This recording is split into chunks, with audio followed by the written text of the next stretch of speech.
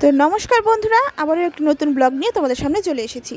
তো গতকালকে গিয়েছিলাম নৌকা বাইতে। তো সেখানে আমি, দিদি আর ভাই তিনজনে মিলে গিয়েছিলাম। তো দেখতেই পাচ্ছ চারিপাশে কত মানুষ। একটু পরেই শুরু হয়ে যাবে নৌকা বাইচ। আমি জীবনে প্রথমবার এবার নৌকা বাইচ দেখবো। আমি এত কাছের থেকে কোনোদিনও নৌকা বাইচ আমি শুনিই নি কোনোদিনও, যে নৌকা বাইচ বলে কোনো কিছু হয়। আসলে এটা একটা নৌকার রেস। এটা আমি এখন এতদিন পর্যন্ত টিভিতে দেখে এসেছি, কিন্তু এখন জানতে পারলাম যে এটাকে নৌকা বাইচ বলে। তো দেখো রেস শুরু হয়ে গেছে। এখন দেখা যাক কোন টিম জয়ী হয়। তোমরাও দেখতে থাকো কোন টিম জয়ী হয়।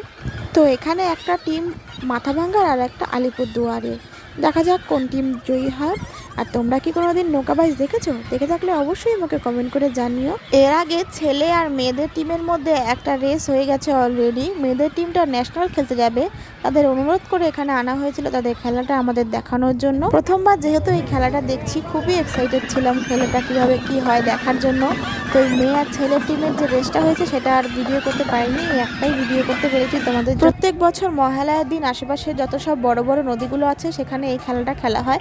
আমাদের নদীতে এই প্রথমবার এই খেলার আয়োজন করা হয়েছে। তো সবাই খুব এক্সাইটেড হয়ে, প্রথমবার আলিপুরদুয়ার আর মাথাভাঙ্গা টিমের মধ্যে খেলা হয়েছিল, সেখানে মাথাভাঙ্গা টিম জয়ী হয়েছে। এর পরের বার শ্রীরামপুর আর নদিয়া জেলার মধ্যে খেলা হয়েছিল, সেখানে শ্রীরামপুর জয়ী হয়েছে।